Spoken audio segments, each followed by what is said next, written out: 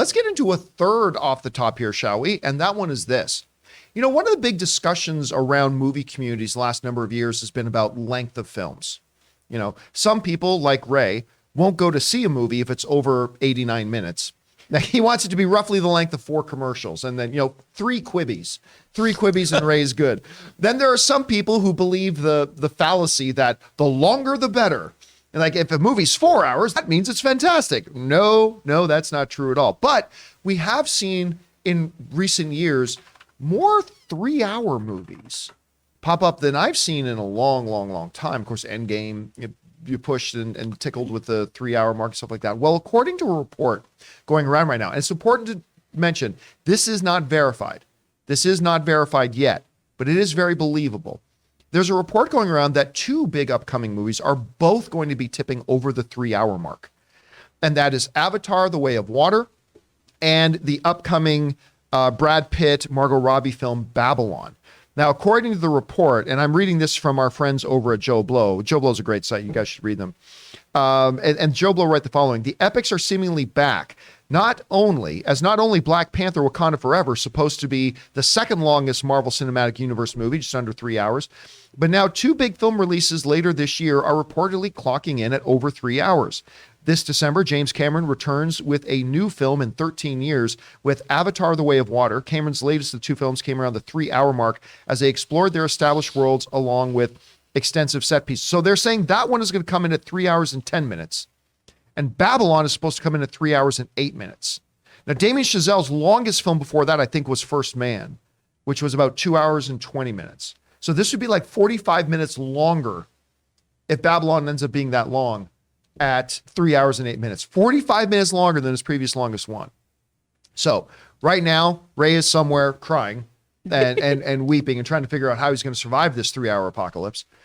But it comes down, well, John, isn't that a good thing? Not necessarily. It's not necessarily a bad thing either.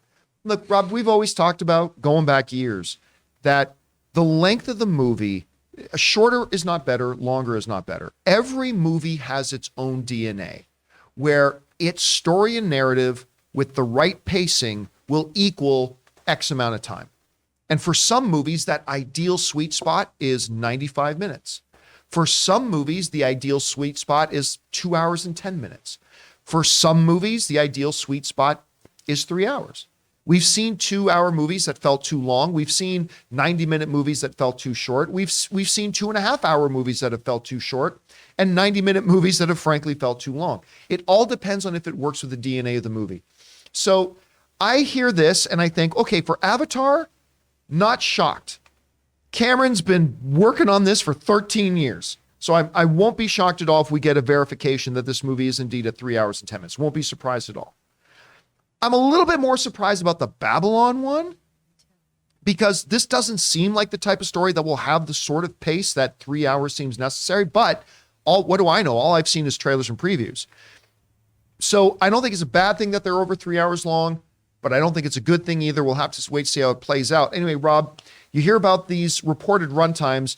Can you see these 2 movies being over 3 hours? And what's your general reaction to that? Guys, we want to take a second to thank the sponsor of this video, Mint Mobile. Mint Mobile offers premium wireless starting at just $15 a month. And now for the plot twist. I'm just kidding. There isn't one. Mint Mobile just has premium wireless from $15 a month. There's no trapping you into a 2-year contract or opening the bill to find all these crazy fees. There's no luring you in with free subscriptions to streaming services that you'll forget to cancel and be charged full price for. With my old wireless provider, every month when I opened the bill, it was like playing roulette. I never knew how big the bill was going to be, and it always seemed to get bigger. With Mint Mobile, it's totally different. I know exactly how little I'm paying every month, and there's never any surprises. Mint Mobile gives you the best rate whether you're buying for one or a family. And at Mint Mobile, families start at just 2 lines. All plans come with unlimited talk and text plus high-speed data delivered on the nation's largest 5G network. And guys, you get to use your own phone with any Mint Mobile plan and keep your same phone number along with all your existing contacts. So transferring over couldn't be easier. So to get premium wireless from just $15 a month and no unexpected plot twists, go to mintmobile.com/Campea. That's mintmobile.com/Campea. You'll make your wallet very happy at mintmobile.com/Campea.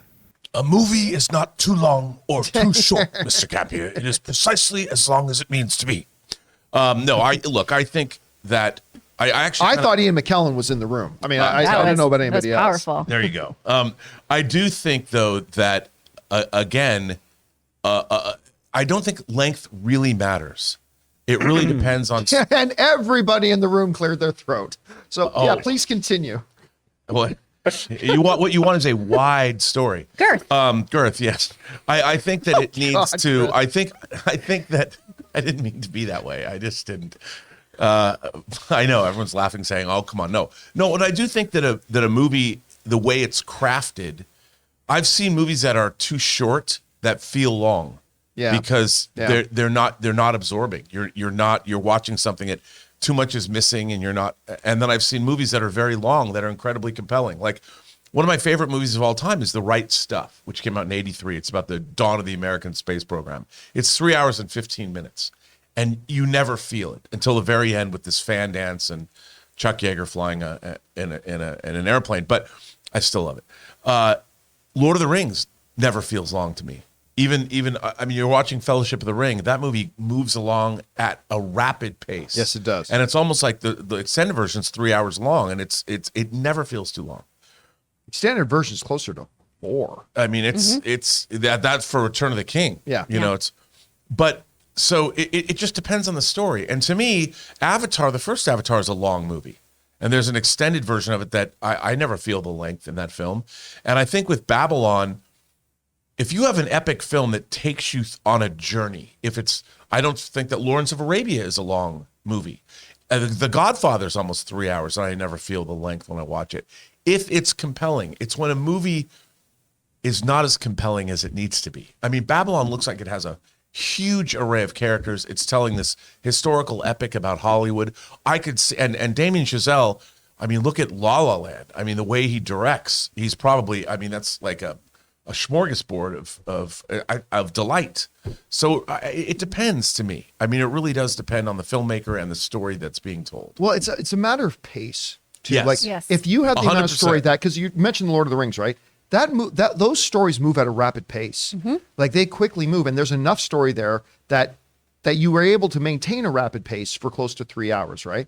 Then you take something like Peter Jackson's King Kong, where the entire first hour of the movie was absolutely unnecessary. And there was no need for that movie to be, that movie clocked in about close to 3 hours Yes, too, it if I'm not does. mistaken. That entire first hour of that movie could have been cut off. So it really depends on that. Anyway, Chris, Babylon, Avatar, you surprised to hear about the runtimes? Do you think it's going to come in close to that? Pros or cons? What do you think? I mean, man, that's long. Somewhere Aaron Cummings is like, when am I going to pee? When am I going to figure this out? Giselle has a really great track record, though. Whiplash, First Man, La La Land, which didn't fire on all cylinders for me personally. It was a little too romanticized for me as somebody who is a working actor of if only. Yeah, you do a one-woman show and all the agents come to you. That's how it always happens, kids.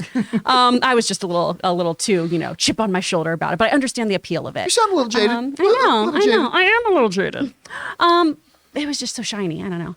But I just want to make sure that these aren't overinflated, right? Yeah, because yeah. The Batman is a near perfect movie that just needed to be tightened up a little bit. It did. It needed if you to shave could have made minutes a off few that cuts, that would have been great, But I'm just worried about it being more is more, especially with Avatar. I know it's something that he's been working on for so long, but one of the most important things is to listen to your editors and show more than tell, right? And I'm just worried that we're going to have some redundancies with a length like that.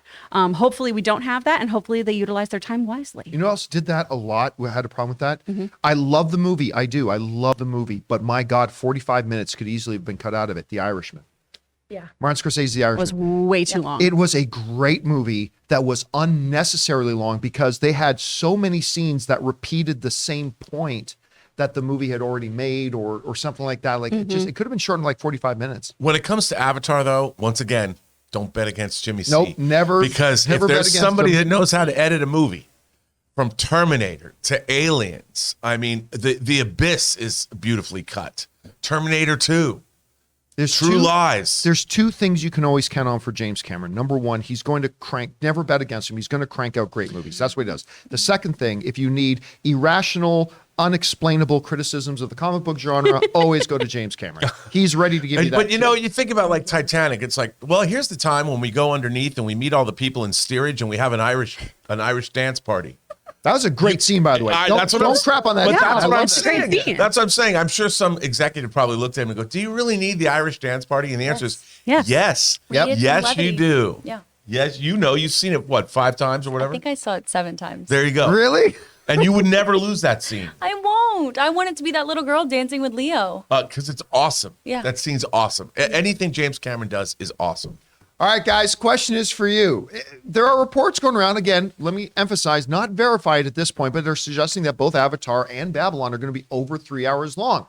Do you kind of go, yes, or do you kind of go, ooh, that feels oppressive? I don't know. What's your reaction to that? Whatever you guys think, jump down to the comment section below and let us know your thoughts.